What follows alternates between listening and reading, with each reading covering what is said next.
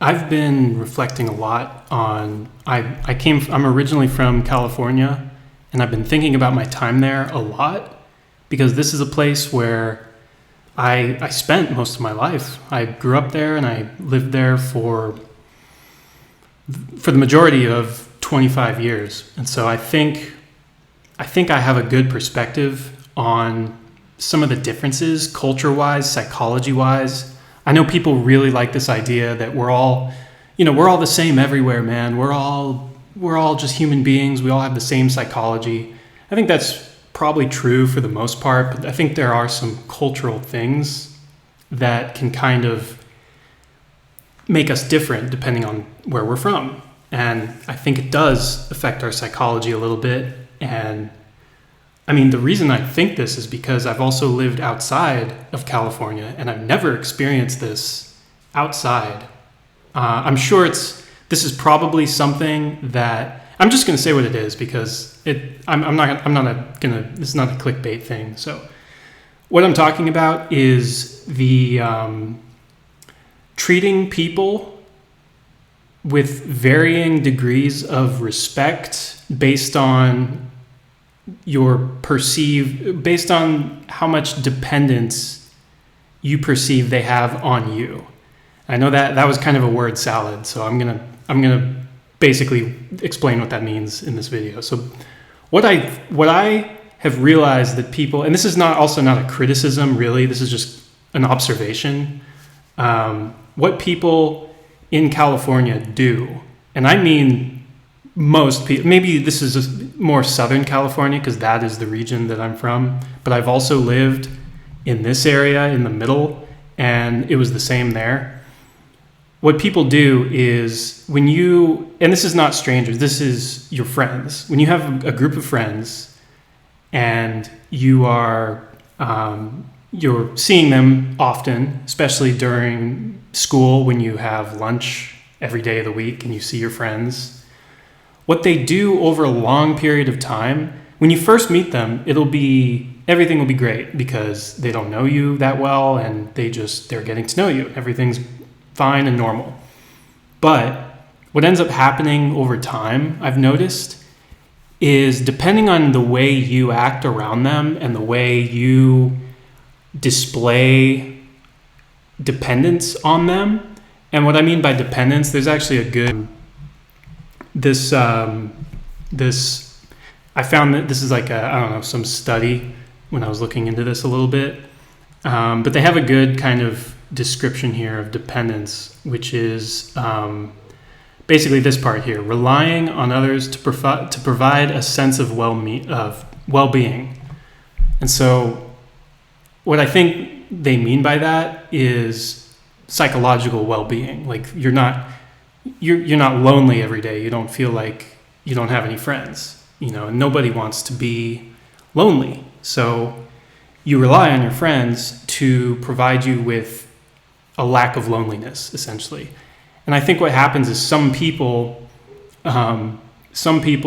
will get this fear mentality, sort of a scarcity mentality, because nobody wants to go. It's not exactly, maybe if you're very extroverted, it's easy to go out and make new friends.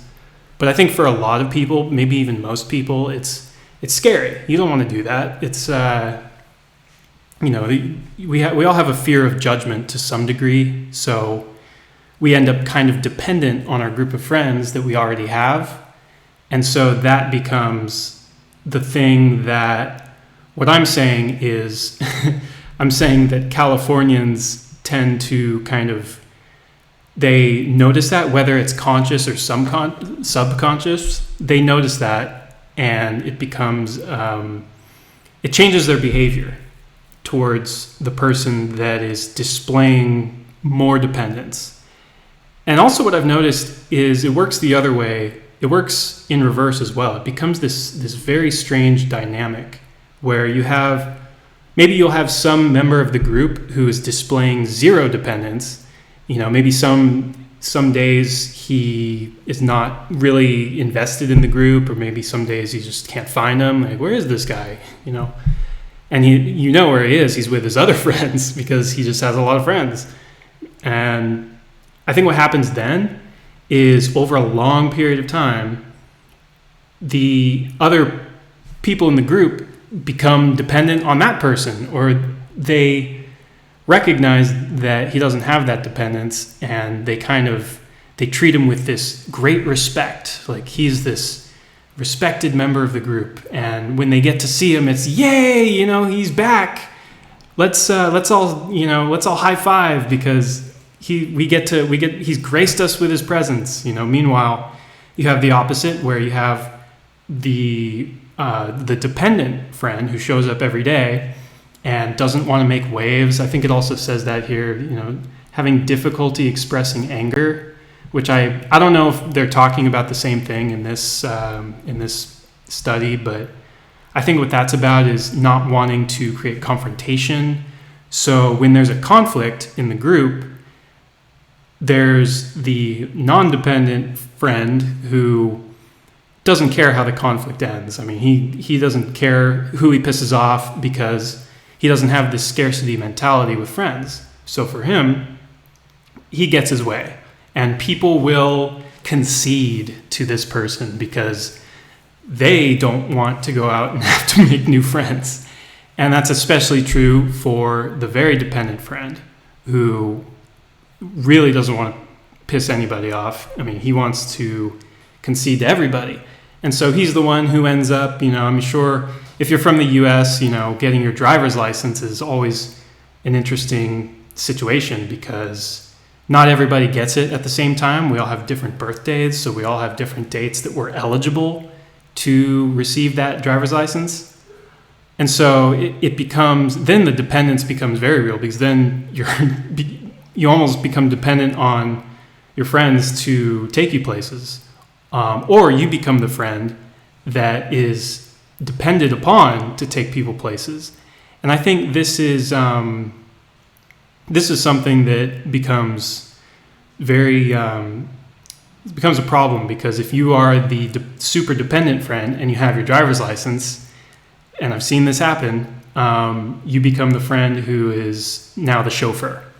And you don't want to be that friend. You don't want to be the chauffeur. It's kind of ridiculous. So that is the rundown basically of this social dynamic that it's not something that I think is unique to California, but I think it is, at least out of the places I've been, it's very unique to California. I've not had this social dynamic where, and this is not just a high school thing either. This is not, because I don't think anybody has a great time in high school, or, I mean, some people maybe, but most people I think don't look back on all the memories with too much fondness exactly.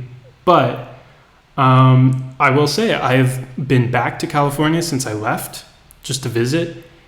And even as an adult, this is still a thing. This is still, you notice this if you're aware of it.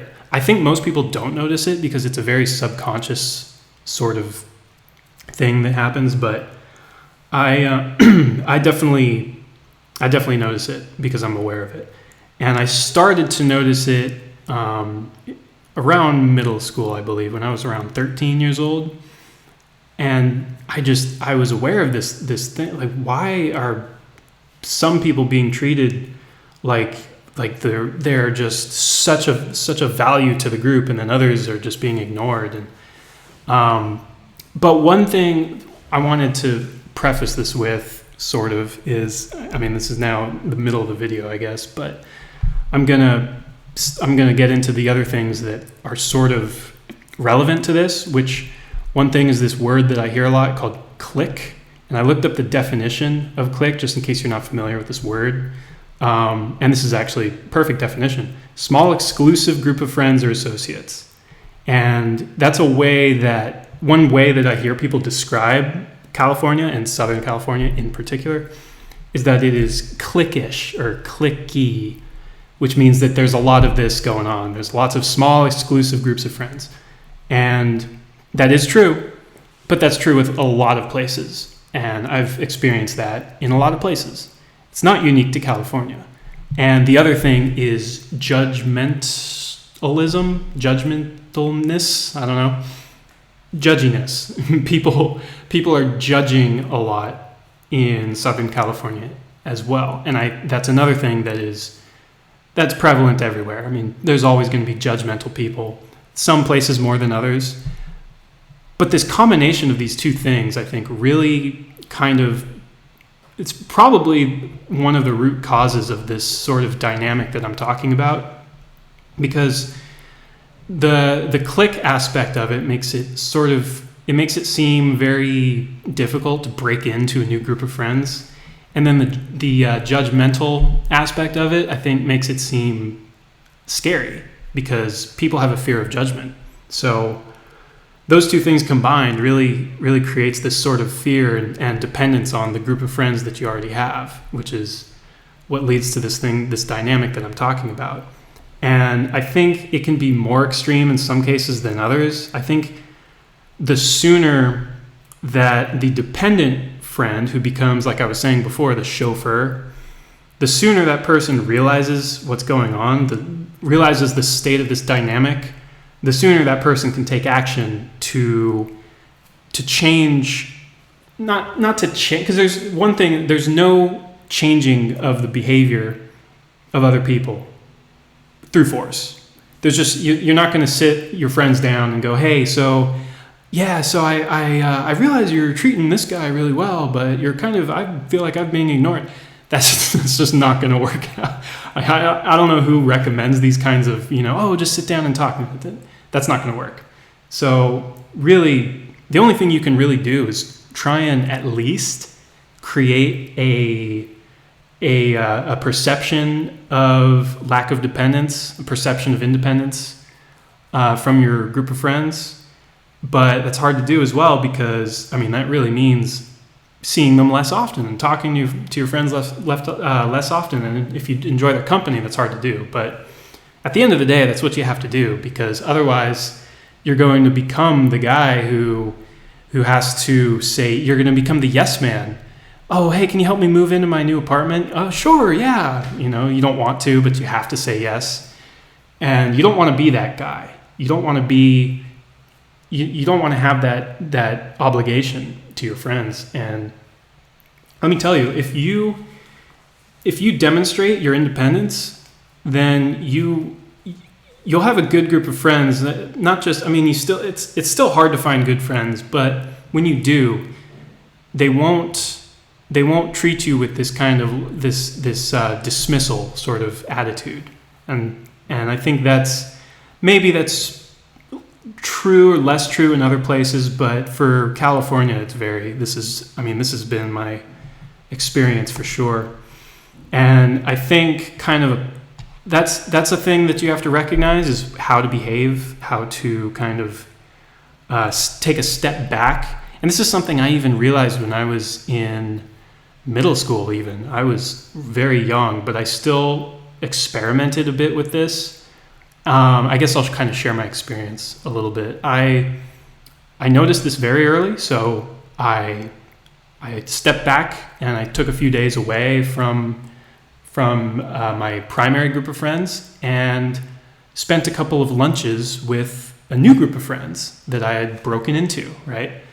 And they weren't my closest friends. They were kind of just acquaintances, but I had lunch with them for a few lunches in a row, and then I go back to my primary group of friends.